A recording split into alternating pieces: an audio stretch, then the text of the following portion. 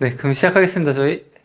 네, 뭐, 어떻게 보셨는지 다들, 네, 간단하게 소감, 네, 좀 나눠볼까요? 저는 뭐 네, 간단하게 네, 얘기하면은 되게 영화가 좀 심오하다는 생각이 들었고요, 일단. 아, 참, 지금 얘기하기 전에 네. 지금 보시는 분들은 이게 뭔지도 아, 몰라요. 그러네. 그래서 네, 지금 우리가 그쵸. 먼저 얘기를 하면 이 영화는 행복한 나차로라는 영화를 지금 한번 저희들이 봤습니다. 보고서 이 영화가 굉장히 좀 어렵게 된 것 같아서 사실은 좀 영화를 이해하기가 쉽지가 않은 부분이 네. 있는 것 같습니다. 그래서 그쵸. 이제 이 부분을 한번 구성을 하는데 두 번 봤기 때문에 네, 그쵸. 이제 최종적으로 제가 총평 한번 할 예정이고요. 한번 나름대로 그래도, 나누면 좋을 것 네, 같습니다. 이 중에서는 제일 전문가죠. 근데 이제, 그, 저희가 최근에 강독 중인, 이제, 새학가백의 배우라 네. 그 책도 저는 네. 보면서 좀 생각이 많이 났던 것 같아요. 네. 그래가지고, 더, 내용들이. 일단, 네. 어떻게 봤는지 좀 나눠볼까요? 간단하게. 저는 인상적이었던 거는 네, 그 라짜로가 네, 그냥 기계처럼 뭔가 사람들이 말하는 거 그냥 그대로 다 해주고, 그쵸. 근데 그것에 대한 그러니까 사람들이 말하는 것에 대해서 어떠한 평가나 뭐 실망이든 미움이든 그런 게 아예 없고, 그냥 그 판단도 안 하는 순수함으로, 거죠. 그쵸? 그쵸. 그냥, 알겠어 하고 그냥 하는 그런 태도들이, 아까 형이 왜 그렇게 말씀하셨는지 이해할 것 같아요. 그 새와 백합에게 배우라 이야기하신 게. 그러니까 나짜로라는 이 인물 자체는 뭔가 어떤 염려나 좀 우리가 세상에서 살아가면서 사람들과 관계하면서 오는 그 내면의 어떤 여러 가지 그런 감정들이 있는데, 라짜로는 그런 게 없이 어떻게 저렇게 사람이 순수하게 그냥 살아갈 수가 있지? 그래서 행복하다고 표현한 게 아닌가? 그런 생각이 조금 들었습니다. 근데 저는 좀 약간 생각이 다른 아, 게, 그래요? 예, 네. 그럼에도 불구하고 라짜로가 맨 마지막에 나무 밑에서 울거든요. 예, 예. 아, 그 나무 맨 마지막에 음악이 들어줘. 맞아요. 들면서 눈물이 한 따라 방울 나올 쫙, 때만. 예. 그쵸. 딱 울거든요. 예, 아, 울고 나서 맨 마지막에 은행 들어가서 결국 거기서 죽게 됩니다. 네, 그쵸. 결국은 저는 그 얘기는 무슨 얘기냐? 그는 자기 감정을 말하지 않았음에도 불구하고 사실은 그 고통을 알고 있었다? 알고 있었다. 아, 모르는 건 아니다. 와, 그렇게 해석하니까 네. 또, 개인적으로 생각. 현주 형제는 저는 일단 라짜로가 끝까지 모습이 변하지 않았던 점에서 처음부터 라짜로는 단순한 인물이 아니고 감독이 장치로 어떤 의도적인 메시지를 전하기 위해서 라짜로라는 인물을 숨겨놓은 것 같다. 근데 라짜로는 아까 말씀한 것처럼 무슨 어떤 요구나 또 뭐 명령 이런 것들을 수행을 하지만 막상 그 무리에는 이렇게 적극적으로 어울리지 못하는, 어떻게 보면은 살짝 거리감이 있는 그런 인물처럼 저는 보였거든요. 어, 그리고 이제 어떻게 보면 영화에서 키워드로 나오는 게 사기라는 얘기가 나오거든요. 대사기급 사기. 그러면서 제가 봤을 때는 그 부인, 재산이 많은 부인도 어떤 시대에 따라가지 못하면서 그 부인도 역시 피해자다, 저는 그런 생각을 했거든요. 그러니까 의도적으로 그 의도적으로 노예들을 부려먹은 게 아니고 그 사람 역시 시대에 뒤처져서, 그래서 변화하는 시대 속에서 조금 진짜. 따라가지 못한 인물로 저는 보였어요. 네. 그래서 그 부인 역시도 시대에 따라가지 못했지만 은행에서 그녀의 재산을 갈취당해서 그녀 역시 사기를 당한, 그러니까 저는 그렇게 해석을 했거든요. 네. 그래서 그 부인이라고 말씀하시는 게 네. 그 후작 부인 말고 마지막에 나온 그 테레사? 네, 그 테레사. 사람 말하는 테레사. 거죠? 거기에 저는 이제 이해가 안 맞아요. 가서 처음에 나온 부인하고 나중에 나온 테레사하고. 아니요. 처음에 나온 부인은 엄마예요. 그 탕크레디 그쵸, 엄마고, 탕크레디 엄마. 나중에 나온 부인이 그 카를로인가? 그 사람의 그쵸, 딸. 아내, 맞아, 그쵸, 그쵸. 예. 그때 그 처음 만나서 예, 예, 예. 결혼까지 했다라는 스토리. 처음에 나온 그 탱크레드의 엄마? 어머니 역시 그 엄마도 피해자다? 저는 피해자라고 생각을 시대의 하고요. 예, 한편으로 그렇죠. 봤을 때 아, 예. 그렇구나. 왜냐면은 그래도 그렇죠. 시대하고 너무 이렇게 조금 동떨어졌다. 저는 그런 표현이 나왔거든요, 영화에서. 약간 고립된, 어떤 마을에 고립된 곳에서 그녀 역시도 어떤 큰 변화나 사건으로 인해서 외부의 소식을 알지 못하고 그 안에만 머물러 있는 어떤 아니, 한 인물. 그거는 조금 오해가 있을 수 있다고 보는 게, 이제 그 영화 스토리상에서는 그녀가, 그러니까 외부에 아는 상황을 아는 거는 그녀인 거죠. 그래서 그녀는 의도적으로 그 안에 있는 사람들을 기만시켜. 착취하기 네, 위해서 가스라이팅을 하는 거예요. 가스라이팅 한 거지. 밖에 외부의 소식을 다 차단시키고 이 네. 강 넘어가면 다 죽는다 죽는다. 이런 식으로 해서 아, 그들을 그 강 철저히 묶어놓은 그쵸 착취하려고 그 담배 그랬구나. 소장농 저는 그녀 역시도 굉장히 특이한 그러니까. 해석이 예, 있거든요. 그녀 볼수 역시도 있구나. 강을 넘으면은 네. 이제 아니죠. 그녀는 네. 강을 건너서 들어왔어. 그 사람들은 다 핸드폰도 다 갖고 다니잖아요. 그렇죠. 거기 핸드폰이. 그치, 아, 맞아요. 그랬구나. 그게 또 하나의 핸드폰이 포인트인 것 같아요. 하나의 외부와 소통하는 음. 창구거든요. 근데 그 사람들은 핸드폰이 없거든요. 그렇게 음. 제가 영화를 다 이해하지 못해가지고 아니 근데 네. 이거는 네. 처음 보면은 그쵸 네. 좀 어려울 수 있어요. 아니 네네. 저는 개인적으로 어떻게 생각하냐면 저 보면서 느낀 게 네. 아까 얘기했던 대사기극이 처음부터 끝까지 다 네. 있는 게 다 대사기극인데 제가 볼 때 앞에 사기는 뭐냐면 일종의 세계라는 큰 틀에서 봐야 되지 않겠냐 이렇게 그 생각이 들어요. 모든 영화나 어떤 이런 작품들은 기본적으로 갈등 구조를 파악하는 게 가장 중요하다고 생각을 하거든요. 도대체 인물들이 무슨 갈등을 하는가라고 얘기를 했을 때 사실은 이 어마어마한 갈등인데 저는 이 모든 말에 딱 하나가 딱 들어도 한 대사 하나가 그 후작인가 그 부인이 그 방에서 그 아들한테 뭐라고 얘기했냐. 알아. 내가 제 사람 착취하지. 그들은 낮자로를 착취한다. 그치. 봐봐. 부려먹는 거 봐봐 하면서 쫙 클로즈업이 되거든요. 근데 그 아들이 낮자로는 아무도 착취하지 않는다고 했죠. 그렇죠. 바로 거기에 키포인트가 있는데 그래서 여기서 얘가 뭘 보느냐. 낮자로를 돕고 싶은 마음이 들었던 것 같아. 그래가지고 이제 가면서 결국은 얘는 이제 엄마의 그 모든 대사기극을 알고 있는 유일한 자, 그 아들. 그 아들은 딱 봤을 때 이 세계가 다 사기라는 걸 폭로해야겠어. 그쵸. 폭로해야겠어. 이걸 누구랑 상의를 하냐? 라짜로랑 상의를 하고 있는 거예요. 그 영화에서는. 근데 더 중요한 건 뭐냐면 그렇게 해서 그 사람들이 이게 사기였구나 하고 나갔거든요. 근데 그 세계도 사기인 거예요, 사실은. 제가 볼 때는 더 넓은 세계로 나갔는데 그 사람들이 다 사기치고 살아. 그러니까 여기서 중요한 건 뭐냐면 그 후작의 대사가 맞는 거예요. 여기서 이 사람도 노동해서 살았거든요. 근데 진절머리가 나서 노동을 하는 게. 그래서 풀 하나 뜯기도 싫어해. 맞아요. 그 풀 하나조차도 뜯기 싫어하거든요. 근데 그들이 하는 게 뭐예요? 사기치는 일을 하고 먹고 살고 있어요. 맞아요. 저도 그 부분이 사기로 좀 착취당했던 사람들. 사기로 착취당했는데 그들이 결국 거기 떠나고 나니 그들이 사기치고 살고 있는 거예요. 그러니까 거기서 벗어난 게 자유가 아니었던 거죠. 자유가 아닌 거예요. 이 세계는 다 부자유였던 거예요. 거기도 부자유지만 그 떠난 세계도 부자유였던 거예요. 저는 이 포인트가 네. 굉장히 저도 인상 깊었던 게 저는 거기서 그 영화 내에서 네. 두 명의 구원자가 있었다고 네. 보였는데 첫 번째 구원자가 그 탕크레디 그 후작의 아들 있잖아요. 근데 탕크레드는 철저히 외부를 변화시키려고 했던 사람이었던 것 같아요. 그래서 이 모든 걸 다 폭로하고 너네 다 노예야 이렇게 해서 그렇게 모든 것을 다 폭로하고 상황을 그러니까 세계를 혁명하는 마치 저희 원래 보려고 했던 영화 보네퍼였잖아요. 예.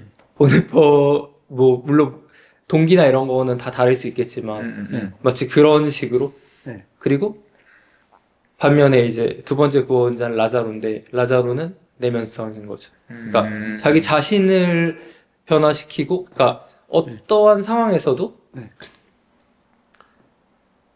그러니까 그것에 대한 태도에 있어서 자기가 완전히 성자처럼 살아간다면 그게 그러니까 어떻게 표현해야 되냐면은 그러니까 네네. 제가 볼 때는요. 네. 세계 밖에 선 사람이 딱 둘이 있었던 거예요. 그 세계에서 있으면서 예. 세계 밖에서 그걸 관찰하고 있던 사람이 있었는데 그게 뭐냐면 라자로하고 라자로하고 탕크레디? 탕크레디였던 거예요. 그 사람들은 탕크레디도 세계 밖에 있었어요. 그 세계 밖에 있는 거예요. 왜냐하면 엄마가 하는 걸 다 봤어. 난 그 세계가 싫어. 그래서 그 세계를 갈아엎으려고 하는 거야. 그래서 나중에 전화하는 거잖아요. 경찰로. 그렇죠. 안 불렀으면 그런 일이 안 벌어지죠. 다른 세계가 침투해서 결국은 그 세계가 박살나거든요. 그렇죠. 근데 그런 결정을 한 게 누구냐? 그 결정을 하게 만든 게 누구냐? 내가 볼 때 라자로예요. 라자로의 그 순수함에 감동을 한 거예요. 그런데 거기에서 가장 착취를 당하고 있는 건 누구냐? 라자로야. 그렇죠. 라자로. 나는 쟤를 살리고 싶어. 근데 쟤는 너무 순수해. 착취를 당하고도 그걸 몰라. 무지 상태에 있어. 그렇죠. 약간 그런 느낌이 드는 거예요. 애가 그걸 보고, 답답한 마음이 들었던 거야. 딱 그래서 라자로가 누웠던 그곳에 걔가 가서 누워. 그리고 그 세계를 그가 동경해. 우선 굉장히 깊게 보신다. 네, 그 세계를 동경하고 있다니까요. 그 세계에 가서 눕잖아. 그리고 그걸 벗어나려고 하네. 맞아. 동경한 건 맞아. 동경한 거예요. 그 세계를 동경해서 나오려고 하네. 이거 뭐야? 행방불명 상태 처리해. 걔는 납치당한 거야. 그래서 뭐냐면 이게 변증법이 들어가 숨어 있는데, 넌 날 납치한 거야. 근데 이게 뭐냐? 진짜 납치가 아니야. 너는 나의 마음을 빼앗았어. 그런 의미에서 이건 납치야. 너는 나의 마음을 도둑질한 거야. 그리고 가서 얘기해. 나 납치당했다고. 난 이 세계에 없어. 난 행방불명된 상태야. 난 거기로 간 거야, 이미. 나는 너의 세계 속에 난 침입했어, 이미. 그래서 우리는 친구야. 약간 그런 느낌인 거예요. 그리고 그게 우리 친구의, 그게 뭐냐? 그게 무기인 거예요. 새총. 새총이 그 무기가 그 세계를 파괴하는 무기가 된 거예요. 그런데 그 세계는 와서 뭐라고 얘기를 해요, 은행에서. 놀림당한 거예요. 이 세계에서는 아무것도 아니거든요. 그렇죠. 장난이거든요. 네가 이 장난감 갖고 있는데 우리를 모욕했어. 그래서 거기서 죽거든요. 비극적인 죽음을 맞이하거든요. 비극적인 죽음을 맞이하는데 이게 얼마나 비극적인 죽음인가 아는 사람 한 명도 없어. 아는 사람은 딱 하나뿐이에요. 늑대만 그 비극을 알아.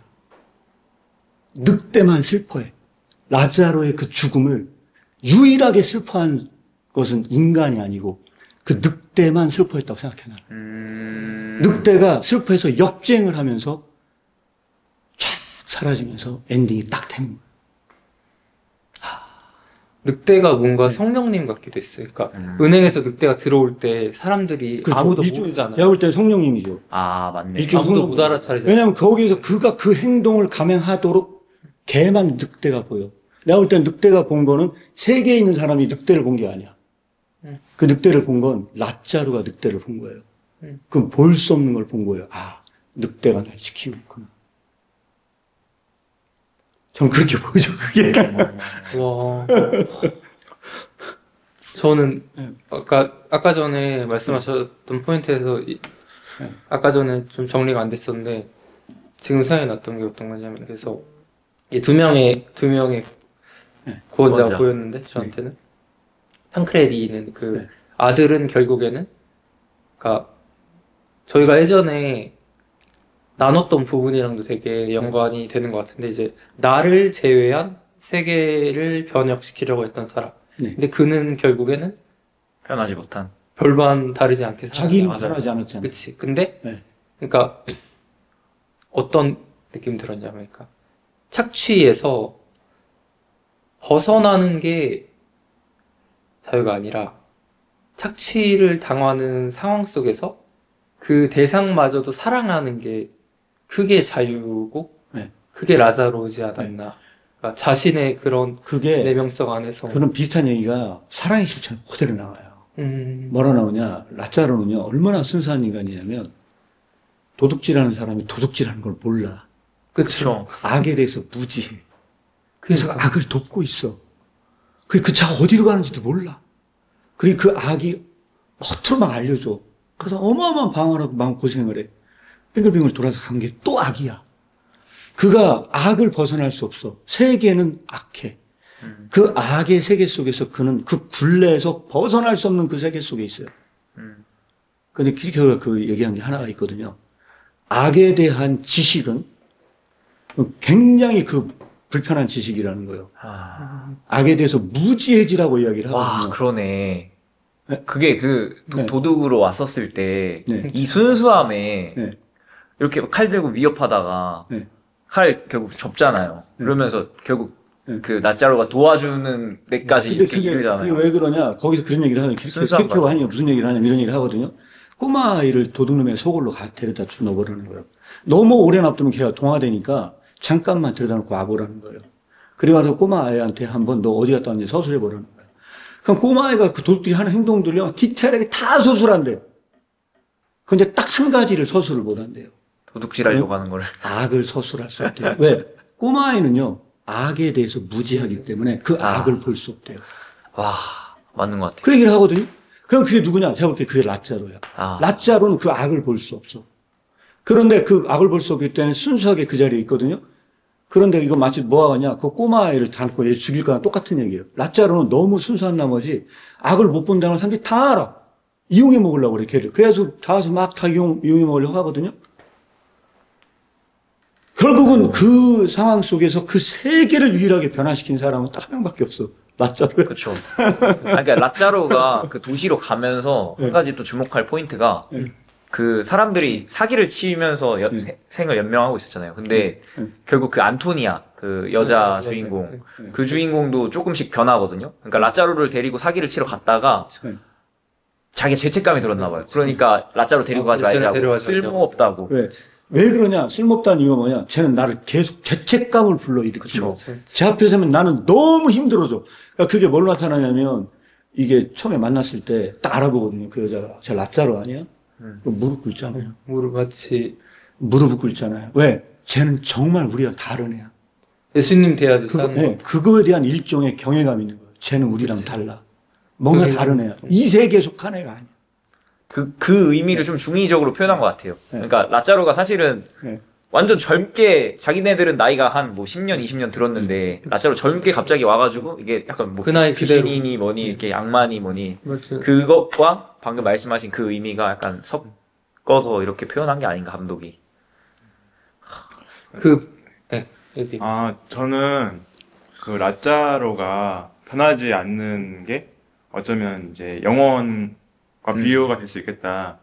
그리고 라짜로를 제외한 다른 모든 것들은 다 변하거든요. 그랬을 때, 라짜로 외에 다른 사람들은 절대 라짜로를 이해할 수 없는 라짜로의 어떤 순진함이나 라짜로가 왜 가만히 있고 우리를 따라오지 않는 건지 이런 거에 대해서 궁금해하지도 않고 뭐 내버려둬라, 원래 쟤는 원래 저런다라고 이제 등장인물들을 얘기를 하거든요. 그래서 어쩌면 이해관계 안에서 서로 이해할 수 없는 그런 지점을 얘기를 하고 싶었던 게 아닌가? 예, 그런 어쩌면 세상은 이제 이해관계 속에서 얽혀 있잖아요. 근데 이해가 되지 않는 거는 유익하지 않다. 얘는 뭐 우리 밥그릇을 빼앗을 아이다. 이렇게 하면서 그들에 속한 공동체나 단체 안에서 우리와 이해되지 않는 사람은 막 필요 없다. 약간 이런 식으로 배제시켜 버리는 듯한 그렇죠. 그런 게 있었던 것 같아요. 라짜로는요, 제가 볼 때 정말 이질적 존재인 거예요. 버리자니 버릴 수도 없고 들어오자니 들어올 수도 없고. 왜 그러냐? 그 세계를 붕괴시키는 자거든요. 라짜로가 그 사기치는 사람들의 소굴로 들어왔단 말이에요. 근데 걔가 없었으면 평온했을 텐데 걔가 오는 바람에 거기가 계속 뭔가 이질적인 게 들어오는 바람에 얘들이 세계가 자꾸 의견이 갈려. 그러면 문제가 있는 것 같잖아요. 변해가는 게 아까 말했던 그 안토니아 변하는 것뿐만 아니라 먹을 게 천재 깔렸다 막 그러면서 그 남자분이 이렇게 그분은 거기 안에 있던 분이 아닌 것 같아요. 그렇죠. 그래서 하면서 다른 세계를 사람인 것 같아. 그 안토니아. 그래서 풀 해가지고 이렇게 또 끈으로 매듭매가지고 팔려고 막 하잖아요. 그 세대가 다시 태어난 세계의 존재인데 그 태어난 세대도 사기만 치는 걸 배우고 있잖아요. 근데 그 세계에서 태어난 사람도 라짜로를 봤을 때 안 보이는 게 보이기 시작하는 거예요. 그 노동을 했던 게 대사가 가치가 되게 네. 인상 깊었어요. 우리가 보물들을 밟고 다녔네라고. 그게 마치 맞아요. 라짜로를 보면서 네. 그 라짜로가 계속 힌트를 줬던 것 같아요. 그러니까 근데 그거를 걔는 말로 이렇게 막 떠들고 다니지 않지 라짜로. 그쵸, 근데 맞아요. 그거를 이 대사 안에 들어가 있었던 것 같아요. 우리가 보물들을 네. 밟고 다녔다는. 그리고 그 마지막 음악 있잖아요. 세상에. 음악은 진짜 굉장히 저는 의미가 있다고 생각해요. 저는. 왜 그러냐면 그 음악은요, 원래는 그 음악, 우리 나올 때 예, 그 하늘의 음악이거든요. 일종의 하나님께서 주신 어떤 내려진 음악인데, 그게 그 안에 쫓거든요. 비가시적 교회로 그런데 여기서 중요한 게 뭐냐면요. 그 이잖아. 음악이 라짜로의 그 죽음의 슬픔을 예고해서 그가 가는 곳을 따라간 것 같은 느낌이 있잖아요. 약간, 와. 그 운명을 알고 그러니까 그렇죠. 울었나 그래서 거기서 우는 건가? 그런데 거기서 중요한 건 그 음악은, 그러니까 인간들은 아무도 라짜로의 슬픔을 몰라. 인간은 아는 사람이 한 명도 없어. 근데 그 음악은 그 라짜로를 따라. 위로했다. 결국은 뭐냐? 얘가 아무리 소리를 울려도 여기서 퍼지질 않아. 그렇죠. 그런데 거기 뭐라고 얘기해? 그 음악이 나가지 못하도록 막아. 막아. 하는데 그 한다고 음악은 안 나갈 수 없는. 안 나갈 수 없는 그 음악은 라짜로를 다 슉 나가거든요. 그런데 그 음악이 막 보니까 사람들이 다 신기해. 와, 음악이 울리는데 이 사람들이 음악이 왜 울려편지도 모르고 아무것도 몰라. 그런데 그 라짜로가 서 있는 그곳에서 음악이 딱 끝났을 때 그는 거기서 울어요. 그리고 마지막에 은행 가서 죽어요. 뭔가 처음으로 그 라짜로가 되게 예. 어떤 인간미 있었던 맞아요. 장면이 감정을 그치? 드러내. 맞아요. 그게 좀 유일한 장면이 아닌가 싶거든요. 그 장면마저 없었다라면 예. 너무 이질적이어서 오히려 그쵸. 좀 그러니까 의문을 좀 불러일으키는 장면인 것 같아요. 그 전까지는 사실은 뭐 악에 대해서 무지한 그런 것도 뭐 당연히 이해가 되지만 그냥 아예 깡통인 것 같은 그치 그쵸. 그런 모습으로 묘사가 되거든요. 근데 영화는. 진짜 아기는 아닌 거죠. 그리고 어떻게 보면 그 눈물 장면으로 인해서 얘가 진짜 갓난아이 같은 상태는 또 아닌. 그래서 저는 그게 기독교 이 주제가 또 맞다고 생각해요. 기독교인은 악에 대해서 무지한 게 아니고 무지해져요. 알지만 그걸 안 보는 거예요, 일부러. 라짜로는 원래 무지한 그런 샤워 백합 같은 존재가 아니고 알았지. 인간이기 때문에 수많은 고통을 당한 건 사실이거든요. 그렇죠. 숨겼을 뿐이에요. 그래서 그런 얘기를 하거든요. 침묵은 허다한 죄를 숨긴다.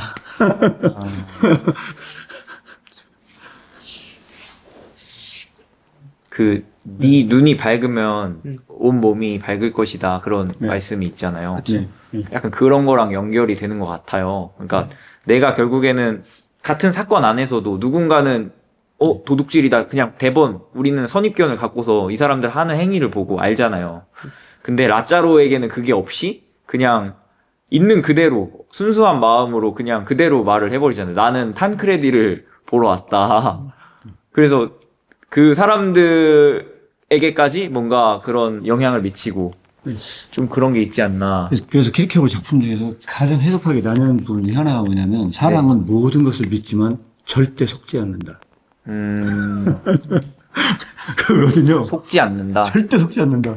오늘 이 주제하고도 겹치는 게 있어요. 그러니까 라짜로는 막 다 사기치고 라짜로 이용하는 것 같거든요. 그렇죠. 결국 다 이용해 먹는 것 같은데 라짜로한테 다 영향받잖아요. 다 영향받거든요. 궁극적으로는 라짜로는 그렇게 자기를 속아먹는 그 사람들을 궁극적으로는 변화시키거든요. 그들의 세계를 뒤흔들고 있거든요.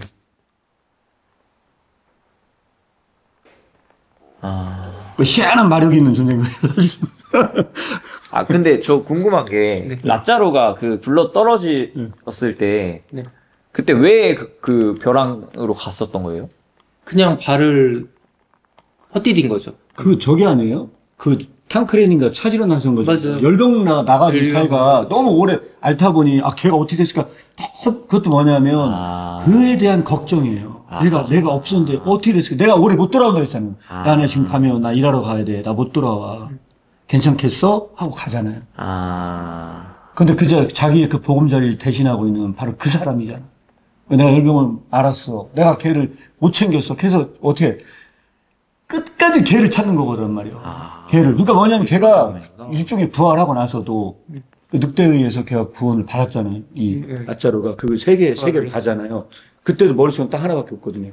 네, 그쵸. 탕크레드. 탕크레디는 어디 갔을까? 그 행방불명된 아이를 찾고 싶은 그 친구를 찾으러 간 거거든요. 그 여자 있잖아요. 안토니아? 네, 안토니아 그 나차로한테 무릎 꿇으면서 그녀를 알아봤던 예. 여자랑 그 바로 전 장면에서 그 빡빡물이 있잖아요. 예, 그 대머리 그 사람이 그 사람인 거 아시죠? 그 전에 그 중간에서 그 착취하던 사람이 네네. 그 이거 사람. 확성기 들고 네, 그쵸, 얼마 그쵸. 했던 네, 사람. 네, 그 오토바이 타고 네. 그 나타나신 분. 둘의 태도가 되게 비교가 되네요. 됐던 것 같아요. 대비가 되네요. 네, 그쵸. 그는 나사로라는 거 보자마자 꺼지라 그러고. 꺼지라. 그러니까 둘 다, 그러니까 어떻게 보면 안토니아도 사기치고 살고 그쵸. 여전히 그리고 네. 그 사람도 네. 여전히 착취하고 살잖아요. 그러니까 뭐 1유로, 2유로 이렇게 해서 되게 사람들인데 그러네요. 둘 다 똑같은데 마치 그런 어떤 세리와 바리새인과 같은 모습. 그러니까 그 다른 점은 하나였던 것 같아요. 그를 알아보냐, 인정하느냐. 선을 인정하느냐. 선을 보고 무릎 꿇냐, 아니면은 꺼지라고 하느냐. 그게 크리스천과 그쵸. 이게 그러니까 그런 것 같아요. 우리 다 똑같은데 그쵸. 근데 그쵸. 선을 인정하는 사람만 사실은 죄책감 가운데 좀 거할 수 있는 것 같아요. 그 사람은 결국 그게 싫으니까 꺼지라고 하는 거잖아요. 그쵸, 자기의 죄가 드러나는 게 싫으니까. 그쵸. 근데 안토니아는 결국에는 그 사람은 감동을 받았고 시간이 서서히 지나면서 그 사람의 모습도 조금씩 변해가잖아요. 그쵸. 샀을 때, 빵 이런 거 샀을 때 50유로나 되는 그 돈 주고 사가지고 그거 그냥 주고 오자고 그 안토니아가 먼저 얘기하잖아요. 그런 부분 보면은 그렇게 변해가는 것 같아요. 그 라자로를 통해서. 저는 그 라자로가 절벽에서 떨어지기 전이랑 떨어지고 나서 사람들이 사기를 당했다라고 아는 부분이 성경에서 약간 선악과를 먹기 전과 먹고 나서의 그 변화를 어쩌면은 얘기를 하는 걸 수도 있겠다라는 생각을 했거든요. 사람들이 라자로가 떨어지기 전에 이렇게 경찰이 와서 그들 데려갔지만 그들은 여전히 알지 못했거든요. 그 부인이 자기들을 착취하고 있다는 어떤 그런 사실을 몰랐는데 그쵸. 라자로가 떨어지고 나서의 이후의 장면들은 그들을 사기를 당했다는 걸 자기신들이 이제 지각을 한 거죠. 그래서 그들이 몰랐을 때는 그 착취를 당하고 있다는 걸 몰랐을 때는 엄청 막 행복해 보이고 정말 그런 서로에 대한 어떤 미움이나 악이 없는 듯해 보였거든요. 공동체 안에서. 그런데 그 이후에 내가 착취를 당하고 있다. 무언가를 외부를 이렇게 해서 변화시키는 게 아니라 자기 자신을 이렇게 함으로써 개혁함으로써 그게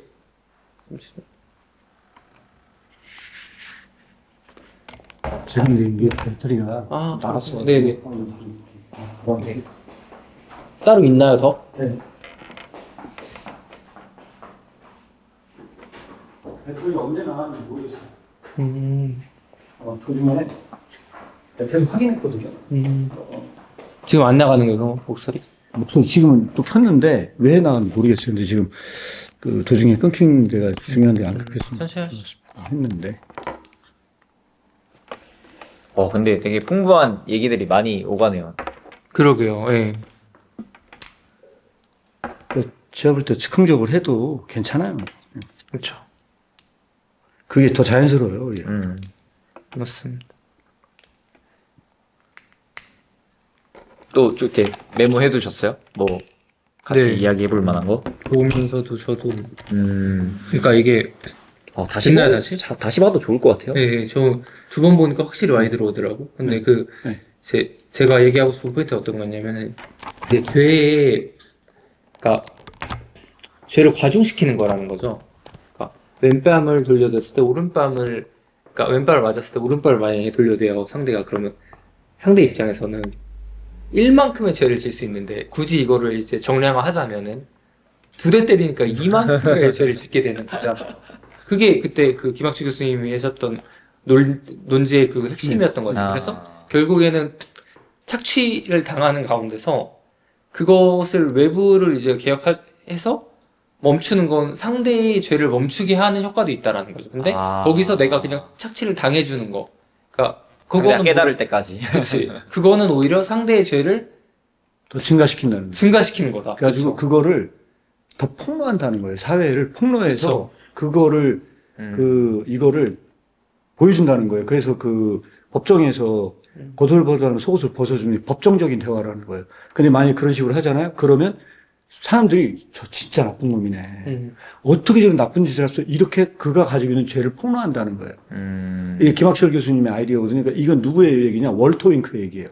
네. 월터 윙크라는 그 신학자가 그런 식으로 이거는 악에 대한 저항이다. 그러니까 무폭력 저항이라는 거예요. 그러니까 세 가지 길이 있는데 폭력 저항의 길이 있고 네. 무폭력 무저항의 길이 있는데 성경은 그 얘기를 하는 게 아니다. 오히려 무폭력 무저항을 악이라고 했던 것 같아요. 네, 오히려. 무폭력 무저항은 오히려 이게 진짜 악이다. 그렇죠. 그거는 악을 그냥 방조하는 거기 때문에 안 된다는 거예요.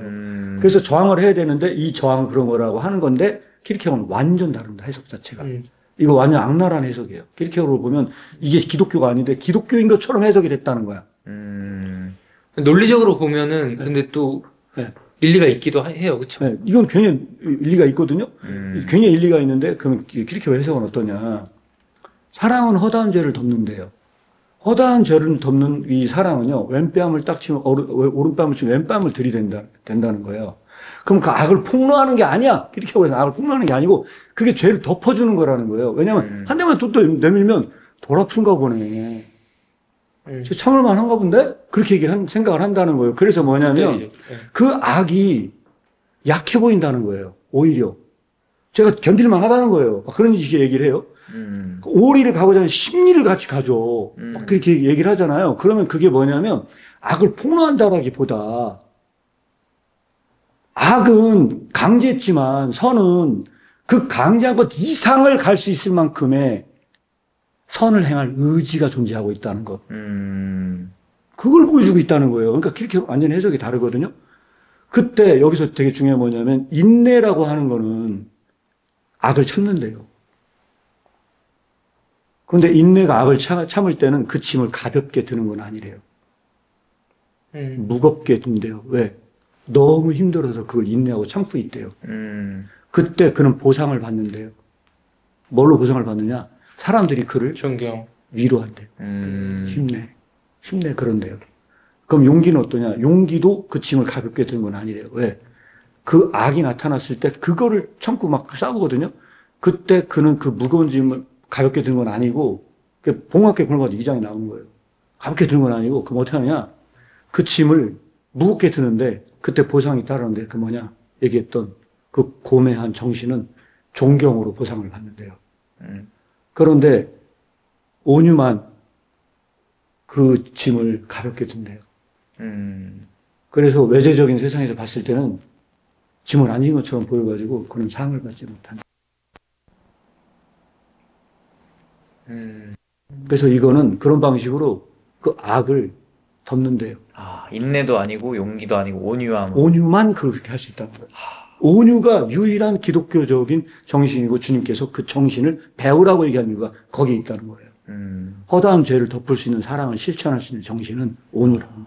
나는 마음이 온유하고 겸손하니. 네.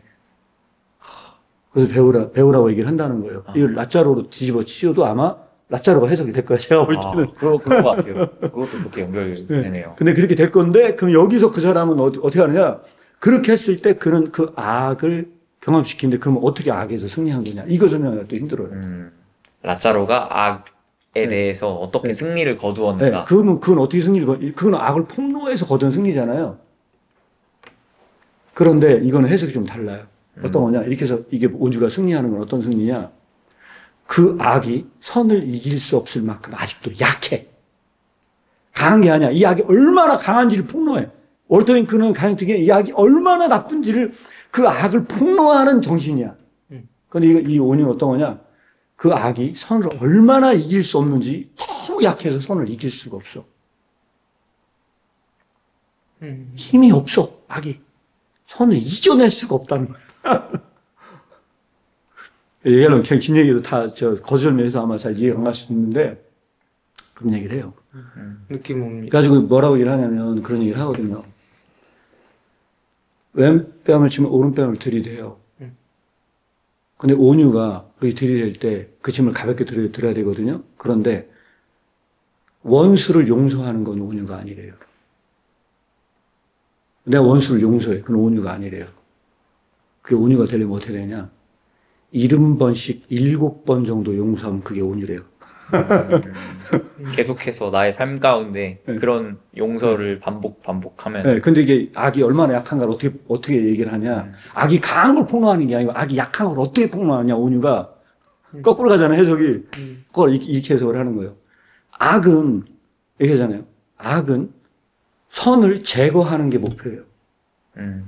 그런데 선은 악과 함께 사는 게 목표예요. 라짜로 한번 생각해 보세요. 악은 그 선을 제거하려고 해. 그런데 그 선은 그 악과 함께 어떤 방식으로든 살면서 그를 변화시키고자 해. 목표점이 다르다는 거예요. 그런데 70번씩 7번을 용서할 때 그 악이 지쳤대요. 그 악이 지쳐. 그래가지고 힘이 없어, 악이. 악이 강한 게 아니고 얼마나 약한지를 폭로해. 거꾸로 간다니까. 그러면은 네. 그 거꾸로 가요. 키르케고르나 아니면 네. 그 네. 라자로의 감독이 말하는 네. 선은 모든 걸 다 수용하는 건가요? 선은요?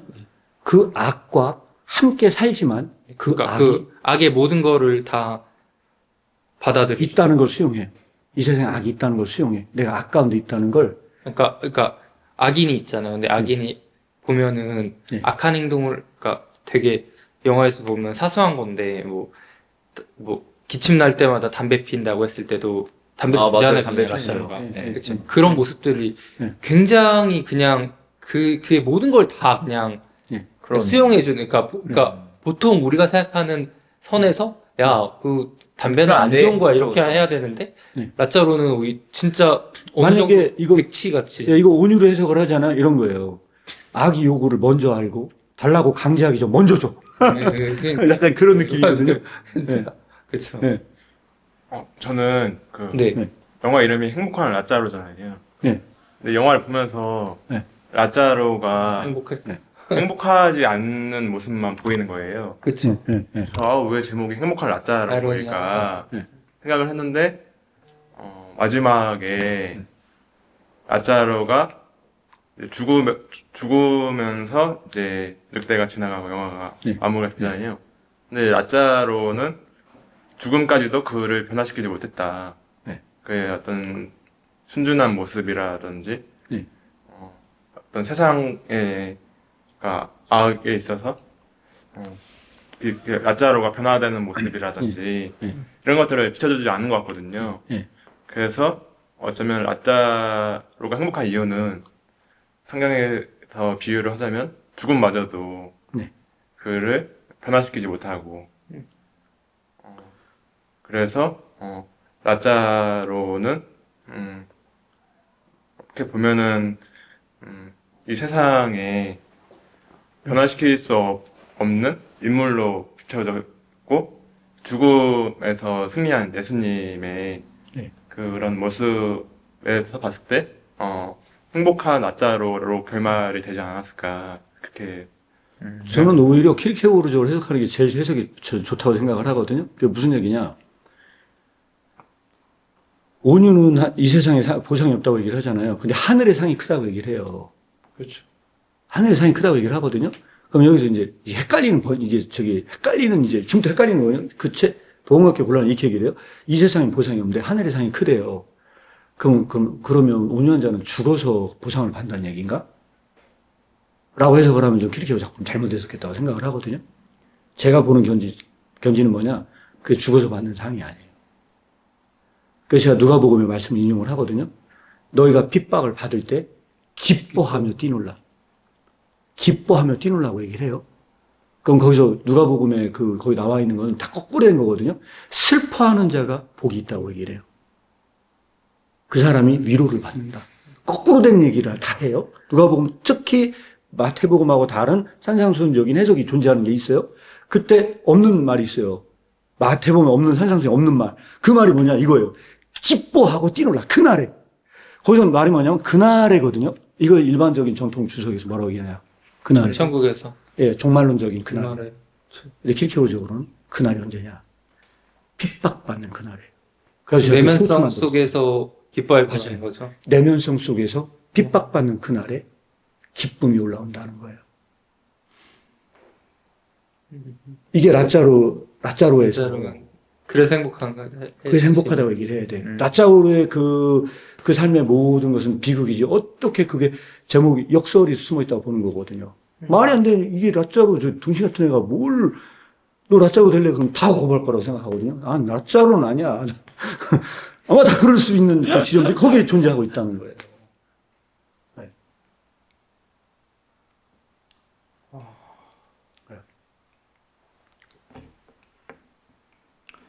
저는 그러니까 이거는 조금 다른 해석이거든요. 아, 네. 근데 한번 들어봐 보세요. 그러니까 라짜로가 제가 처음에 이제 두 명의 구원자 얘기했잖아요. 그 외부 세계를 개혁하려고 하는 사람과 그것이 아니라 그 내면성 속에서 자신만 그 착취당하는 그 상황에서도 대상을 사랑함으로써 그쪽에서 이제 천국을 이루는 사람. 네. 그런 어떤 외부의 천국, 이거는 뭐 관심 없고 전혀. 그 사람이 저는 나짜로라고 생각을 했고, 근데 그래서 나짜로는 그냥 크리스천이다, 한 명의. 그리고 대단한 게 아니라 우리가 지금 너무 썩어 있어갖고 마치 예수처럼 보이지. 예수처럼 보이는 건 좋은 거죠. 하지만 근데 그냥 정말 기독교적으로 봤을 때 그는 한 명의 그냥 범도한 그냥 크리스천일 뿐이고 오히려 그를 부활시켰던 늑대가 바로 예수였다. 근데 마지막 부분에 가서 라짜로가 외부를 기억하려고 하거든요. 밖에 은혜에 가서. 그렇죠. 그러니까 이거는 조금 저만의 그런 건데 네. 해석일 수 있는데, 그러니까 그게 저는 뭔가 어떤 느낌이 들었냐면 이게 뭐 감독의 의도인지는 모르겠어요. 근데 마치 말씀하셨던 부분처럼 악에 대해서 무지했던 라자로가 악에 대해서 알게 됐어요. 그 기사를 보면서 사기극에 대해서 알게 되고 나서 그러면서 그 여자 있잖아요. 그 탕크레디의 부인이 은행 얘기할 때 라자로 따라서 은행 대사극이 이런 얘기를 한단 말이에요. 그러면서 제가 봤을 때 그 기사를 떠올렸던 것 같아요. 그러면서 바로 그때 라자로가 마치 악에 대해서 눈을 뜬 것 같아요. 이게 악이 있구나. 그 전에는 악에 대해서 무지하다가 그리고 나서 시작된 게 외부를 바꿔야겠다. 내면이. 그래서 늑대가 절망한 거라고 생각이 들었죠. 그러니까 떠났다? 늑대가 부활시켰단 말이에요, 라차로를. 그러니까 어떤 엄밀한 의미에서 보죠. 첫 번째가 순교였던 거야. 그러니까 첫 번째는 사고였지. 근데 탕크레디 찾다가. 그치. 네. 근데 그러니까 얼핏 보면은 순교가 그냥 외부의 엄청난 핍박 가운데서 죽어야만 신고라는 그런 임의적인 부분이 있는데, 엄밀한 의미에서 순교는 하나님과 함께하고 있는 사람이 죽은 게 그냥 순교잖아요. 그렇죠? 그분의 뜻대로 자기의 그런 의가 아니라. 근데 그때는 늑대가 부활했는데 사고는 부활시켰어. 근데 오히려 그게 순교였고, 두 번째에서는 늑대가 왔다가 절망하고 그냥 역주행하고 갔다. 그거는 그러니까 자기의 그 외부로의 개혁은 추구해서 신이 부활시킬 수 없다라는 거를 보여주는. 이거는 저는 다른 해석을 내고 싶거든요. 네네. 근데 되게 흥미로웠어요. 네. 다른 해석을 내고 싶은데, 그 어떤 거냐면, 믿는 크리스천이 가젤이 들은 것 때문에 나오는 얘기예요. 가젤, 과제가 하나 남는다. 그 과제는 뭐냐? 내면성에서 변화가 일어난 사람은 그것을 외재적인 세상에 그것을 표현해야 하는 과제가 남는다. 라고 얘기를 해요. 계속 뭐 침묵할 게 아니라. 네, 근데 여기서 뭐, 그러면 그걸 어떻게 하냐. 내가 그래서 저는 온유가 정치적이라고 얘기를 하거든요. 왜 온유는 정치적이냐. 그런 내면성에서 변화가 일어났는데 그걸 외재적인 걸로 표현하려고 하면 정치적으로 나타나. 이 사회에 뛰어들 수밖에 없고 참여할 수밖에 없는 나타나. 운동의 선. 그럼 여기서는 그 나짜로는 어떻게 나타났느냐. 나짜로는 원수까지도 사랑했다고 봐요. 그 원수는 누구냐? 그 후작이에요. 후작은 자기를 괴롭히고 압제하고 노예로 삼은 정신이거든요. 노예로 삼은 정신인데 그가 그렇게 거기에서 사기쳤다고 얘기를 해. 근데 중요한 건 뭐냐면 그 원수까지도 사랑해. 그럼 그 원수의 그 문제점이 있는 거를 돈을 그렇죠. 다시 돌려받을 수 있는데 내가 과연 이거를 할 수 있느냐. 그 원수의 그거에 껴있을 수 있냐. 전 그게 이 고난주간 안에 있는 얘기 중에 하나라고 보거든요. 그게 뭐냐. 가룟 유다가 예수님을 팔아넘겨. 그런데 그 팔아넘기는 그 배신자를 초대해서 성찬을 베풀어요. 하는 그걸 할 수 있냐. 너는 그 원수에게 선을 행할 수 있냐. 하는 이 문제 앞에서 은행을 갔다고 한다면 그거는 제가 볼 때는 일종의 참여는 아니냐. 아, 이것도 재밌는 해석이네. 그래서 둘 다 가능하다고 본다 저는. 사실 제 해석은 좀 빡세긴 합니다. 이거는 진짜 좀 살얼음판이 되잖아요. 크리스천이 까딱하면은 완전히 이렇게 된다는 걸 들었어요. 아, 저는 네. 저에게 안 좋은 일이 생겼을 때 오히려 이해하지 못해서 괴로웠던 것 같아요. 아, 나에게 왜 이런 일이 생기지? 라고 이해하지 못하는 것에 대해서 불만을 토하고 답답함이 있고 그랬는데 예수님은 유다가 자기를 할 걸 아시면서도 그렇게 친구처럼 이렇게 떡을 내밀고 또 본인이 팔려가시는 것을 아시면서 마지막까지 유다를 사랑하신 거잖아요. 그랬을 때 어쩌면은 미리 내가 예수님처럼 나에게 벌어질 안 좋은 일을 알았다면 그랬다면 나는 여전히 내가 그 일을 몰랐던 전에 나로 돌아갈 수 있을까? 그러니까 예수님처럼 내가 안 좋은 일을 당하기 전에는 뭐 친절하고 다정한 성격이었다면 내가 안 좋은 일을 당하고 나서 어떤 원망을 표현하거나 불만을 표현하는 모습에 있어서 어쩌면 내가 그것들을 알았다 하더라도 그 사람이 나를 속일 의도로 나를 이용해 먹었다고 내가 나중에 알더라도 그것이 나에게 어떠한 영향을 끼칠 수 있는 것인가? 이런 생각을 해보게 됐거든요. 예수님 역시도 다 아셨음에도 불구하고 그 대상 유다를 사랑하기로 작정하신 건데 내가 나에게 당하는 불이익을 안다고 하더라도 나 역시 그것을 사랑하라는 그런 어떤 메시지가 있었던 것 같아요. 그래서 저는 이제 그게 진짜 크리스천으로서 그래서 결단이죠. 이번에 이제 상해시천 2부에 나올 주제가 이 건더기 그 내용이에요. 덕을 세운다라는 말이 재미난 예화가 하나 있어 소개하려고. 이게 뭐냐면 엄마가 아이의 버르장머리가 없대요. 너는 매사에 하는 일 약해. 너가 다 뜯어 고쳐야 돼. 라고 엄마가 만약 진짜 그 생각해서 그 아이를 교정하려고 하잖아요. 그건 아이의 덕을 세울 수가 없대요. 그 아이와 엄마는 엄마와 자식과의 관계가 아니라는 거지. 뭐가 그냥 교도소에 교정하는 사람과 마치 그런 관계처럼 사랑 없는 훈계는 아이를 세울 수 없대요. 엄마가 아이를 훈계하는 것이 왜 아이의 덕을 세우느냐. 사랑이 존재할 때만 덕을 세울 수 있다. 네, 그런 얘기를 하는 거란 말이에요. 그게. 그 사랑이 아이를 훈계하게 하는 거죠. 예, 그래서 이 키르케고르는 중요한 게 뭐냐. 인간의 사랑은 덕을 세울 수 없어. 하나님의 사랑만 덕을 세워요. 그래서 여기서 중요한 게 뭐냐면 그 덕을 세울 때 그는 아무것도 아닌 존재가 돼. 왜 그러냐면 내가 그걸 세울 때 내 사랑이 사온 게 아니고 하나님의 사랑만 그걸 하고 있어요. 나를 이용해서. 난 아무것도 아니라는 거죠. 그 정도로 하나님의 사랑이 그걸 세운다고 말을 했을 때만 그 덕이 세워진다는 거예요.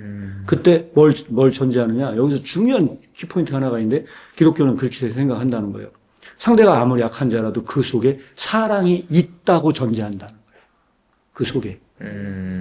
그 사랑이 있다고 전제할 경우에는 내가 사랑을 넣어준 게 아니야.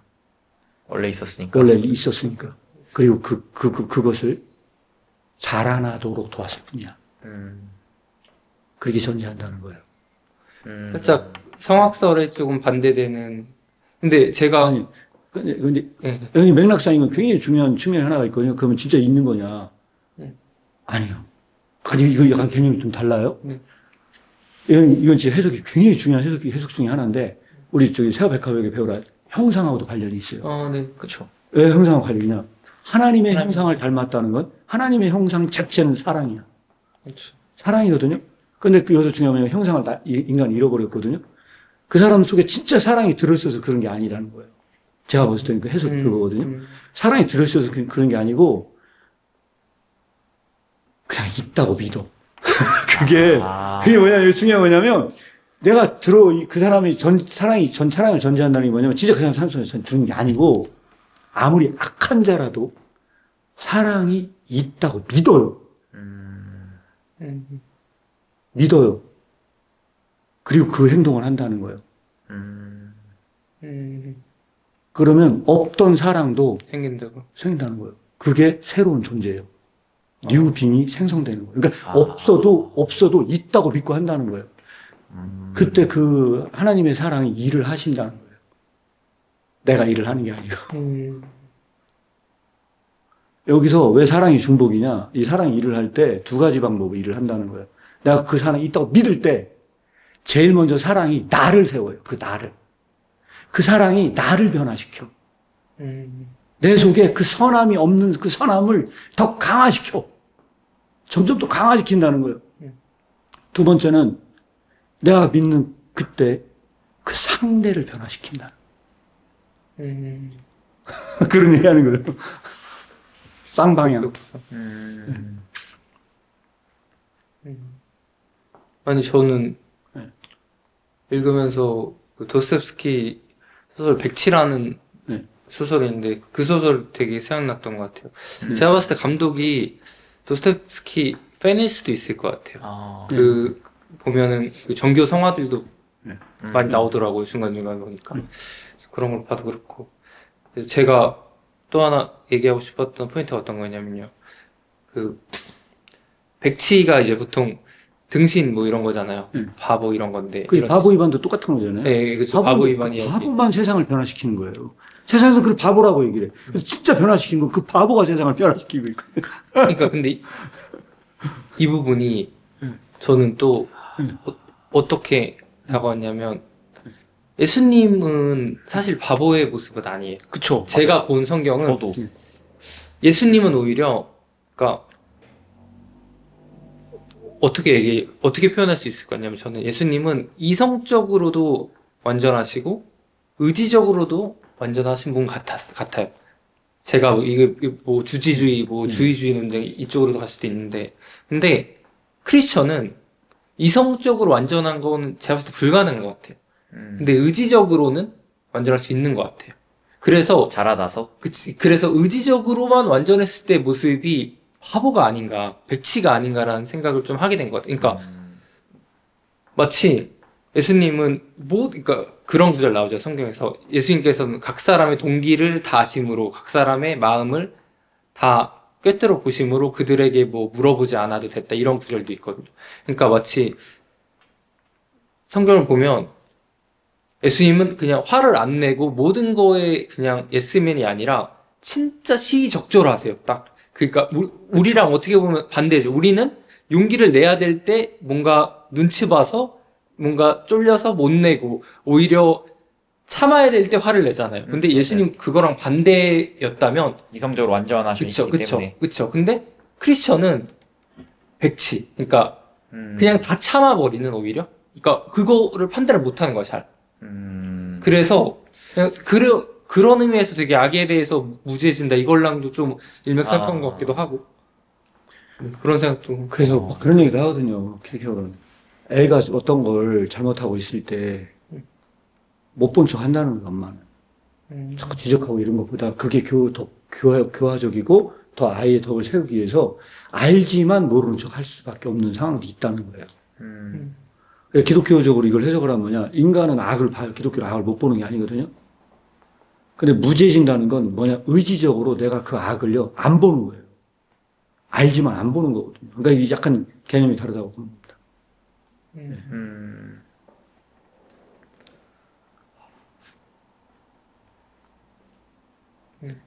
뭐 더 나누고 싶은 부분 있으면 나누고, 네, 슬슬, 네, 마무리할 시간 되긴 했는데.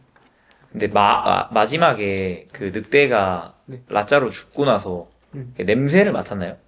아니요, 그냥 은행에 누구도 모르게 그냥 들어왔어요. 아무도 늑대를 알아보지 주목하지 못하고. 않고, 네. 네, 알아보지 못하고 그냥 들어왔다가 라자로가 죽고 사람들한테 맞아 죽고 그냥 나가서, 돌아서 네, 뒤로 나가서 그냥 역주행 하듯이. 그렇구나. 그러면은 이게 첫 번째 죽음이랑 두 번째 죽음은 좀 질적으로 아예 다른 거라고도 볼 수 있겠네요. 첫 번째 죽음에서는 사실 죽고 나서 그 늑대가 살렸다기보다는 따지고 보면은 냄새를 맡았는데, 그쵸. 손에 냄새를 맡은 거예요. 그쵸. 냄새를 맡고 원래는 이제 잡아먹잖아요, 늑대가. 핥지 않았나요, 이렇게? 아, 그냥 이렇게 목이랑 막 목덜미 이렇게. 핥았던 네, 것 같기도 그게 악이었다면 잡아먹었을 거예요. 그쵸. 그랬을 텐데 선의 냄새를 맡아서 그치. 잡아먹지 않고. 나라의 산에서, 예, 나오죠, 그거. 예. 예. 근데 이제 둘째는 냄새를 만약에 안 맡았고 그냥 이렇게 돌아서 나갔다면은 냄새 안 이거는 맡았을 첫 번째 수도 죽음이랑 질적으로 뭔가 좀 다른 게 아닌가. 저는 그걸 이렇게 해석을 할 수 있을 것 같은데, 네. 거기가 늑대가 나타났다는 건요, 도우러 온 거예요. 도우러 오는 영이야. 야, 너 행동을 감행해. 아, 두 번째에도? 네, 두 번째도 행동을 감행해. 죽기 전에 들어왔었나요, 늑대가? 네. 왜 그러냐면, 네, 저는 죽기 이 전에 영화가 들어왔어요. 비극이냐, 이게 비극이냐 희극이냐를 나눠야 되는데, 제가 볼 땐 비극보다는 희극으로 봐야 되지 않겠냐는 게 제 생각이거든요. 이게 그래도 긍정적으로 끝난 건 아니냐. 그러면 적어도 이 크리스천이 구원받았다고 해석하는 게 낫지 않겠냐, 저는. 그렇죠, 맞죠. 이제 긍정적으로 본다고 하면은 이 성령님이 도우러 온 거예요. 도우러 온 영인데, 다른 사람은 그 못 본 거거든요. 다른 사람 본 게 아니야. 낮자로만 그 현장에서 늑대가 있는 걸 봐요. 근데 원래 날 살렸던 영이었거든요. 그때 날 살렸던 그 늑대가 지금 여기 또 왔어. 너 하면 안 돼. 너 이렇게 경고 주려고 온 거냐? 그게 아니면 아니라 정말 도우러 온 거냐? 해. 넌 네가 갈 길, 위로하고 갈 길을 가서 해. 용기를 주러. 근데 여기서 하나를 해석을 더 하잖아요. 샤페카백의 배우라는 해석을 하는 이런 거예요. 이 세상에서 나짜로의 죽음을 아무도 그 죽음이 어떤 의미의 죽음인지를 몰라. 그 개패듯이 팼어, 그냥. 팼거든요. 근데 유일하게 그 죽음을 슬퍼한 건 늑대밖에 없거든요. 이거 마치 뭐처럼 느끼느냐. 예배하지 못해가지고 자연이 탄식하는 것처럼 오직 탄식하고 있는 건 그 늑대만 탄식하고 있는 거기에서. 늑대만 알아본 거네요. 늑대만 알아본 거라는 거죠. 그 아까 말씀하셨던 역주행 그게 되게 와닿더라고요. 그러니까 늑대가 차들이 가는 거랑 반대 방향으로 그치. 가는 게 그게 어떤 이 탄식의 의미를 갖고 있는 그런 거로 말씀을 하셔가지고 그게 되게 와닿더라고요. 아, 그러면 그 영화에 제가 봤을 때 전달자가 두 전달자가 있었다고 생각하거든요. 그 성경에서 보면 그런 구절이 있잖아요. 비둘기처럼 순결하고 뱀처럼 지혜로워라.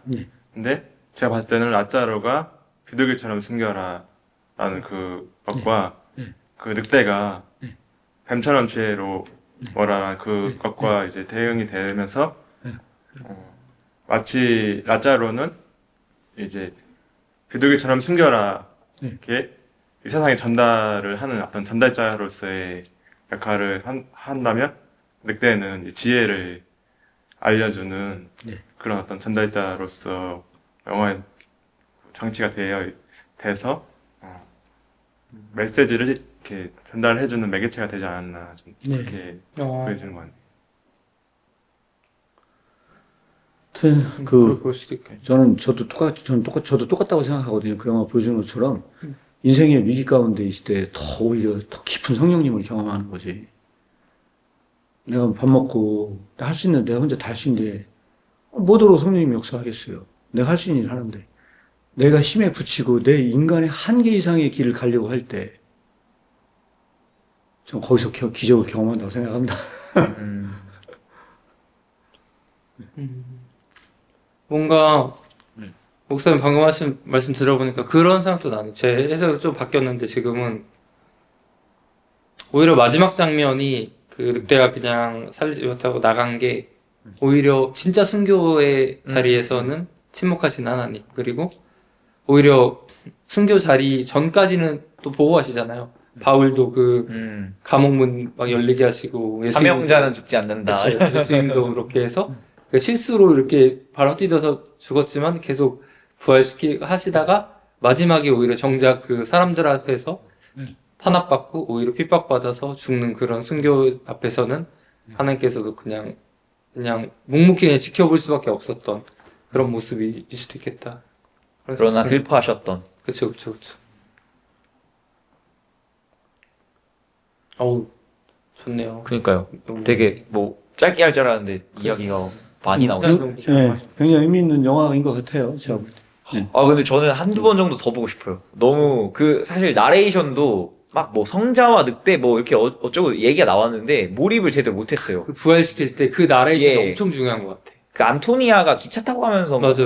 그 나레이션을 했던 걸로 기억하는데 근데 그 전체 메시지 자체를 파악을 못해가지고. 그러니까 저도 사실은 다시 봐야 되는 게 뭐냐면 인물이 헷갈리는 것들이 또 있었고 여기 한번 보면 더 분명할 것 같아요. 제가 볼 때. 케르케고르랑도 연관성이 많은 것 같아요. 도스토옙스키도 그렇고 네. 보니까 제가 딱 보니까 저 뭐 도스토옙스키니 뭐 이게요 그런 게 딱 작품 이렇게 읽어보잖아요. 그 정서가 비슷해요. 그러니까 그쵸. 네. 백치도 좀 이런 뉘앙스, 약간 바보이만 말씀하셨던 톨스토이, 네, 약간 그쵸. 다 비슷한 거의 계열인 비슷한- 건가요? 네, 그렇죠. 바보 이반도 자기가 뭐 하는지 몰라. 아, 일단 기본이 무지 상태거든요. 무지 상태 있음에도 세계를 변화시키는 건 걔밖에 없어. 화해하고 세계를 화해시키고 그 공주까지 결혼을 하고 막 이런 모든 게요. 딱 하나. 도스토이의 기본 정신, 이웃사. 그는 그 아파서 병들어가는 사람을 지나칠 수가 없었어. 알고 봤더니 그가 뭐 저기 왕의 뭐였고 막 이런 거 이런 스토리란 말이에요. 결국 뭐냐면 도저히 지나칠 수 없는 그 사람을 구원하고 도와줬을 때 결국 그 바보는 오직 그 생각밖에 없거든요. 왜 걔는 바보냐? 다른 이득에 대한 생각이 없어.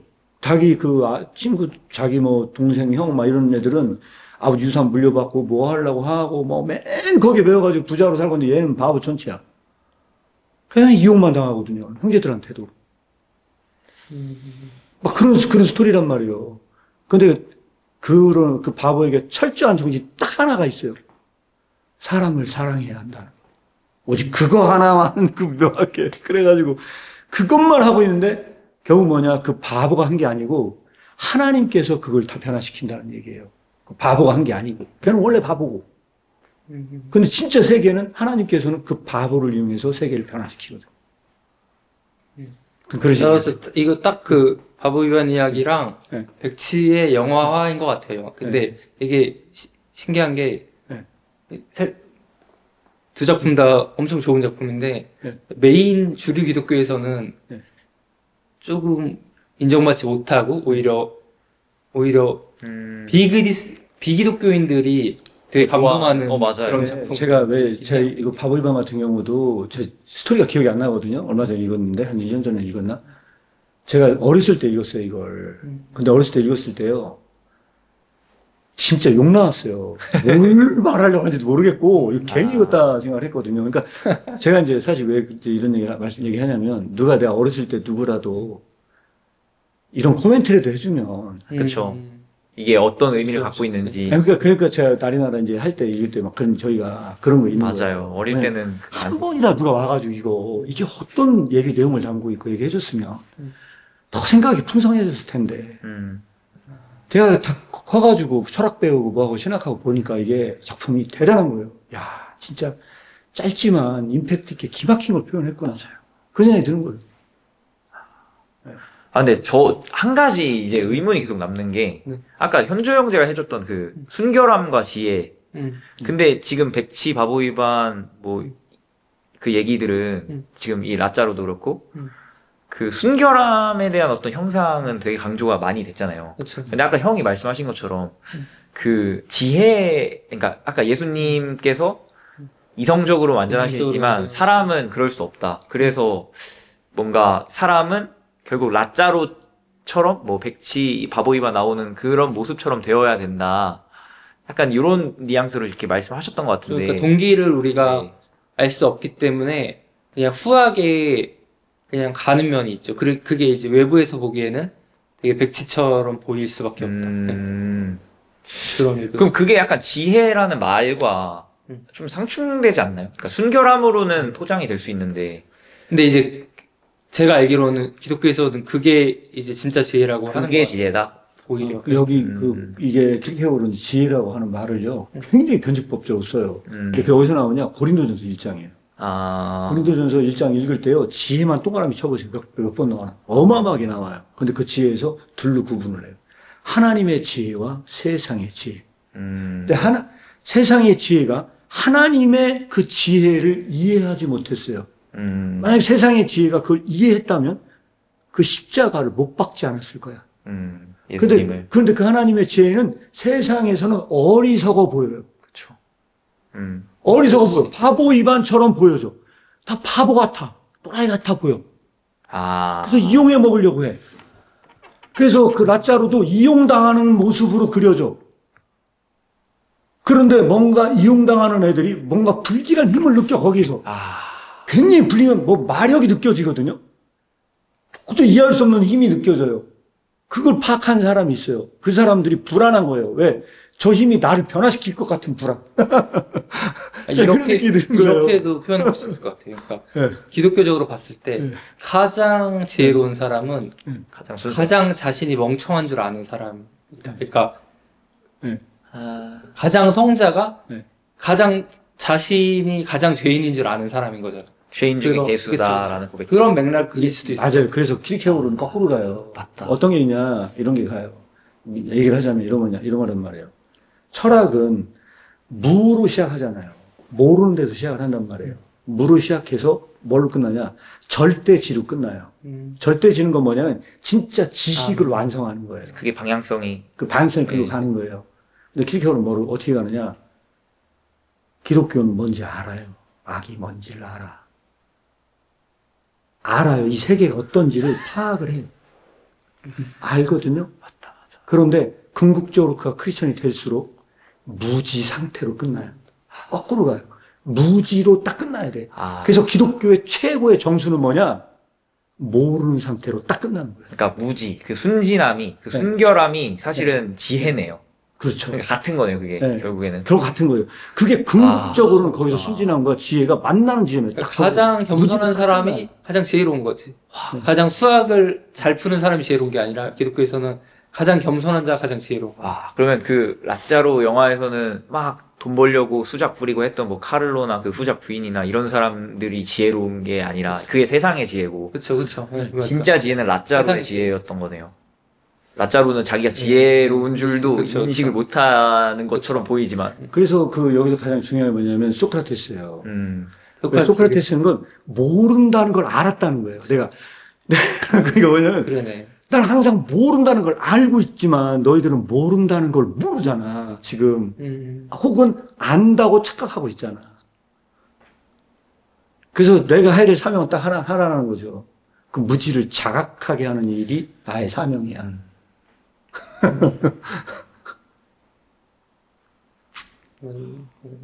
와, 너무 큰 깨달음을 얻었네요. 더 얘기할 부분 있습니다. 더 하는 거. 괜찮아요? 네, 언제 너무 좋아가지고 다음에 정기적으로 좀 이런 거 괜찮은 것 같아요. 그래서 제가 말씀드린 게 한 주는 너무 안 되고요. 한 달에 한 번 정도 할 수 있으면 가장 이상적으로. 이거 근데 너무 좋은데요? 저도 너무 좋아서 영화만 잘 골라서 그쵸. 이렇게 하면은 좋은 영화로, 왜냐면 좋은 영화는 많으니까 사실. 그리고 한 편씩 중요한 뭐냐면 부산 영화제에 가서 토크를 해야 되거든요. 그쵸. 토크 양성자가 필요해요. 라짜로 한번 부산 영화제 다시 한번 하자고 할 수도 있어요. 부산 영화제 한번 했지만 이거 한번 하시라고 그러면 어떻게 할지 모르겠지만, 아니 부산 영화제에서 하는 게 있거든요. 미리 소스 주거든요. 우리 먼저 보고 우리끼리 하든가 한번 하고. 그쵸. 그럼 여러분들이 가서 거기서 상대를 해야 되니까. 아, 목사님 혹시 여기 그 편집해서 올리는 네. 따로 통 영상 따로 이렇게 해주시면 이거 통으로 한번 해서 올리려고 하는데 앞뒤 쫙 아. 자르고 도중에 지금 끊긴 거 다 통으로 잘라가지고 해서 편집해서. 통으로. 괜찮을 것 같아요. 말 잠깐 멈춘 부분들만 네, 그런데 이렇게. 이제 해서 해야지.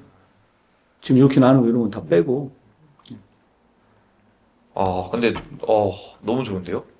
그 악에 대한 무지의 개념이 지금까지는 좀 이렇게 두루뭉술하게 저한테 있었는데 네. 요번 기회에 좀 확실하게 좀 자리 잡힌 것 같아요. 그래서 이렇게 보면 그 순결함이라고 하는 건요, 굉장히 독창적인데, 저 지금 옛날에 이해했거든요, 내가. 사랑의 실천에 뱀같이 지혜롭고 비둘기처럼 순결한 일이 예. 나와요. 번역했는데 무슨 말인지 모르겠는 거예요.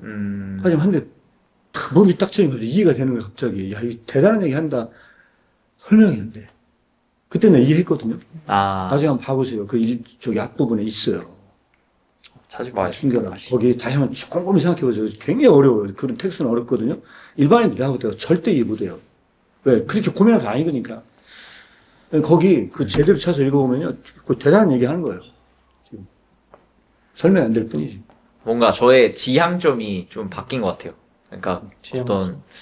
그러니까 예를 들어서 뭐 요즘 또 이제 정치적 이슈들이 많이 올라오고 있잖아요.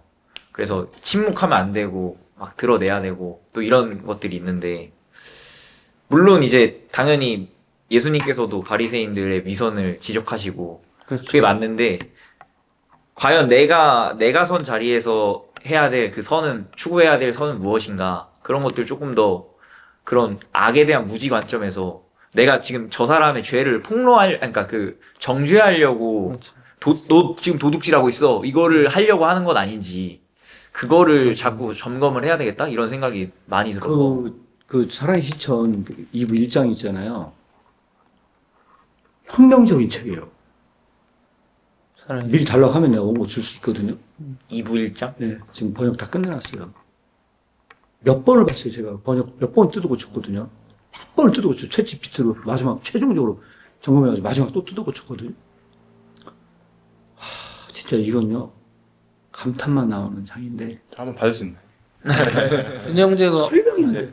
내가 지금 설명이 안 돼. 그 설명이 안 되는데, 예화나 이런 게 너무너무 탁월해요.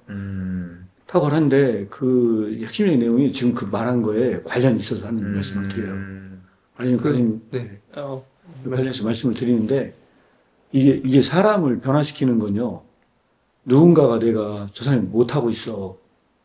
저 무지를 내가 깨우쳐줘야 돼. 너 지금 몰라서 그런데, 너 이렇게 해야 돼. 하는 걸로는요, 절대로 그 사람 변화 못 시킨다. 그리고 자기는 그 순간 마치 의인이 되잖아요. 그쵸. 그쵸. 내가 맞으니까 너가 틀렸고 메타인지가 이렇게 네. 그래가지고 돌아가- 여기에 진짜 예전에 한번 내가 설교도 한 적이 있었는데, 여기에 나와 있는 정말 중요한 예화가 하나 있어요. 챗GPT 진짜 대단해요. 내가 이렇게 번역할 걸 생각도 못 했거든요. 업빌딩이라고 하는 게 사람을 세우는 건데, 챗GPT한테 번역시키니까 뭐라고 번역하면, 건축술이라고 번역을 해서. 건축술이라는 거, 이게. 그럴만하네요. 건축술. 사람을 만드는 기술이라는 거예요. 건물을 세우는 기고. 그리고 나서 이거를 챗GPT 이제 그걸 얘기하니까 키워 딱 떠오르니까 내가 이제 이게 더 오히려 되는 거예요. 그래서 내가 가로 열고, 세운다는 가로 열고 건축술이라고 나눴어. 가로 열고. 제가 볼 때 엉뚱한 번역인데, 말이 안 되는 번역인데, 그게 오히려 저에게 굉장히 도움이 돼가지고, 가로 열고 건축술이라고 해놨어. 그냥. 해놨거든요. 근데 해놓고 무슨 얘기를 하냐면, 그런 얘기를 하거든요. 킬키오가. 건축가가 건물을 세울 때는, 이거 내가 한 거야. 하고 그 건축가의 기념비가 돼버린다. 가르치는 학생에게 학생을 얘기하잖아. 저 학생 내가 가르친 거야. 내가 안 했으면 저 명문대 못 갔어. 하고 그 가르친 사람의 자랑거리가 된다는 거야. 사랑이 덕을 세울 때는 그럴 수가 없대요. 왜냐? 내가 세운 게 아니고 상대의 사랑이 있다는 걸 전제했기 때문에. 내가 한 게 아니라는 거야. 그래서 나는 자랑할 거리가 존재하지 않을 만큼 그렇게 됐을 때만 그때만 사랑이 일을 한대요. 하나님의 사랑이. 그러니까 그때만. 막 되게 막 기독교인들 보면은 막 대상 받을 때 하나님께서 하셨습니다 그러면서 근데 저는 오히려 교만한 모습일 수 있다라는 생각이 들었어요. 그러니까 근데 진짜 겸손은 그것조차도 인지도 못할 정도로 진짜로 그렇게 생각하는 거 내가 한 게 진짜로 없다라고 생각하는 그런 모습 진짜. 그래가지고 그때 그때 그 리더십의 본질 얘기할 때, 그래서 그 얘기 한 거거든요. 거기서도 여기 있는 내용 많이 이용을 했거든요. 그 중에 하나가 뭐냐면, 그때 인간이 할 수 있는 일 중에서 가장 어려운 일이 하나가 있대요. 잘게 해놓고 숨는 거. 사람을 세우기 위해서 수많은 일을 해놓고도 아무것도 하지 않은 자처럼 남기. 그 과제가 가장 어렵대요. 수많은 일을 난 했어. 근데 아무것도 하지 않는 자처럼 그냥 남아있는 거예요, 그냥. 가만히. 처음에, 이거 철학적이면 이런 거예요. 모든 일을 하고도 무 상태로 돌아가기. 철학은 무로 시작했지만, 무로 끝나기. 그 얘기예요, 이게. 아무것도 하지 않은 것처럼 그냥 무로 남기. 이게 기독교 리더십의 본질이라고 해서 말씀드린 거예요, 그래서. 그때만 사랑이 일을 한대잖아요. 근데 1차적으로 그 사랑이 일을 하는 게 누구냐? 상대를 변화시킨 게 아니고, 나 자신은. 그렇죠. 그 사랑이 나를 변화시켰다. 그럴 때만 내가 그 사랑을 더 닮아가는 것 같아요. 맞습니다. 내가 한 게 없다라고 하는 그런 게 됐을 때. 그 사랑이 그 대상을 변화시킨 게 아니고 1차적으로 너를 변화시켰다는 거예요. 너 자신을. 그리고 그 사랑이 바로 그 대상도 변화시킨다는 거예요. 이게 중복이에요. 사랑이 중복. 쌍방향으로 사랑이 일을 한다는 것이. 아무튼 오늘 너무 많이 배우네요, 또. 맞아요. 영화 너무 좋은데요, 이거 아니요? 네, 그냥 그래요. 다행이다. 저도 보고나 좋아가지고. 얘기가 이렇게 또 보면서. 풍성해질 줄 몰랐어요. 목사님이 또 코멘트 많이 해주셔가지고. 그러니까요. 목사님이 이렇게 아니, 많이 이렇게 한 번 보셨는데요. 그러니까요. 엄청 아니, 저는 저야 있잖아요. 통찰이 논술? 논술지도 했잖아요. 그러니까 여기서 기본적인 철칙이 있어요. 미리 알고 계시면 되게 좋아요. 영화 딱 볼 때, 애들 지도하고 이럴 때 철칙이 뭐냐. 가장 중요한 게 갈등의 본질이 뭐냐. 갈등. 여기서 무슨 갈등이냐. 이 갈등을 찾는 게 딱 중요해요. 이 주인공이 뭐 때문에 갈등을 하고 있나. 일단 갈등 구조를 파악하는 게 가장 중요하고요. 이 갈등 구조를 파악할 때 이걸 뭐냐면 외재적 요소와 내면성을 나눠야 돼요. 그러면 이 내재적 갈등이 존재하느냐. 사느냐, 죽느냐, 이것이 문제로다. 이건 내면성이거든요. 그렇죠. 그리고 장발장이 뭐냐면 하루 종일 고민하다가 내가 이 사람을 풀어줘야 될 것이냐, 장발장을 풀어주느냐, 체포할 것인가. 이 내면성이거든요. 내면의 갈등이거든요. 그러니까 이 내면의 갈등적인 요소가 이 작품에 있는가. 라고 봤을 때 이 작품은 많지는 않은 것 같아요. 라짜로가 자기 고백적인 말을 하지 않거든요. 그렇지 않죠. 아니야. 그러니까 이거는 이제 그런 작품 그리잖아요. 그러면 외재적 요소가 부각돼서 나타나는데 이 외재적 요소는 다시 둘로 나눠야 돼요. 그러니까 기본적인 이게 사고의 구조, 이게 일종의 프레임워크라고 보시면 돼요. 일종의 프레임워크인데 이 프레임워크를 생각을 하면 프레임워크 경영학에서 맨날 강조하는 게 이 프레임이에요. 사고의 프레임.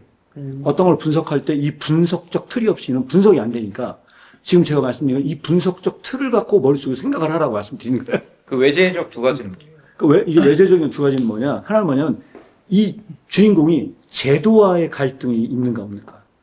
제도? 네, 이 제도가 있거든요. 어떤 제도냐? 여기는 봉건적 그 체제하에 있는 것에 대한 이 갈등을 드러낸 사람이 누구냐? 그게 탕크레디는 그 엄마의 그 폭정과 그 제도의 문제점을 폭로하고 이거를 종결시키는 걸 목적으로 삼았는데 그걸 누구 때문에 그러냐? 그 동기가 라짜로 때문이라고 하는 이 분석이 나오는 거예요. 이 갈등 구조에서 라짜로가 트리거 그걸 한 거네요. 맞습니다. 라짜로 그 트리거 역할을 했다라는 게 이 갈등 구조를 분석하면 이게 분석이 딱 하나 나오잖아요.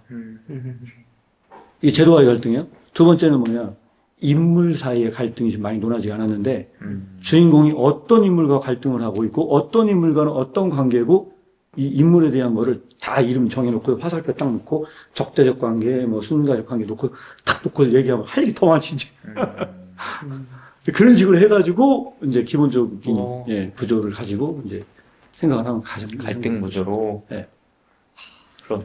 전 그거 그 누운 자리 말씀하셨을 때 맞아. 그거 되게 진짜 탁월한 해석인 것 같아요. 진짜로 네. 와. 평론가 같았어요. 그거는 쉽게 발견 못할 것 같아요. 그거를. 이동진 평론가 같았어요. 제가 그런 얘기 하는 거 있잖아요. 키르케고르 작품은요 평론가를 만든 어. 특히 불안의 이런 건요 인간 심리 분석이거든요. 또 그런 데서 또 힌트를 되게 많이 얻으셨고. 많이 오는 거죠. 그러니까 키르케고르 작품 뭐 맨날 나오면 작품밖에 안 떠오르잖아요. 정말 떠오르잖아요. 그러니까 제가 말씀드린 게 뭐냐면 내가 나가서 무슨 평론가나 뭘 하고 싶다. 키르케고르 작품 읽으시라고. 그럼 무슨 얘기하냐? 다른 사람이 아니야. 못하는 얘기 다 할 거야. 이 작품은요 하면서 얘기하면서 축축 할 수 있는 그런 요소들이 굉장히 많이 있잖아요. 그렇게 보면 거꾸로 가니까 네. 관점이 아예 이쪽에서 또 볼 수 있는 거니까. 이게 제가 왜 이 말씀 드리냐면요. 키르케고르 현상학이란 말이에요. 현상학과 굉장히 관련이 깊어요. 그러니까 뭐냐면 어떤 그런 상황이나 이런 걸요. 어떤 사람이 아라고 얘기했어요. 나는 반대로 어라고 말할 수 있는 게 수두룩해. 한두 가지가 아니야. 그래서 제가 그 소련 키르케고르 입문 할 때 네. 그 아이러니나 역설이나 이런 거를 학문적으로 배우는 게 중요한 게 아니고 그때 제가 막 화면 띄워줬잖아요. 네. 이거 역설일까 아이러니까 하잖아요. 내가 그거를 자꾸 눈을 키워가지고 이건 역설이다 이건 아이러니다 이걸 키우잖아요. 그리고 나서 과제를 주거든요. 성경책 딱 놓고서 성경 속에서 아이러니 있으면 발견해보라고. 역설 있으면 설명해보라고. 설명 못하거든요. 근데 키르케고르 작품 얼마나 막 널려 있거든요. 그 관점에서 얘기하려면 한두 가지 아니거든요. 근데 얘기하라면 하나도 발견 못해. 그래도 발견이 안 돼, 잘. 찾다 보면 이제 그런 눈이 생기는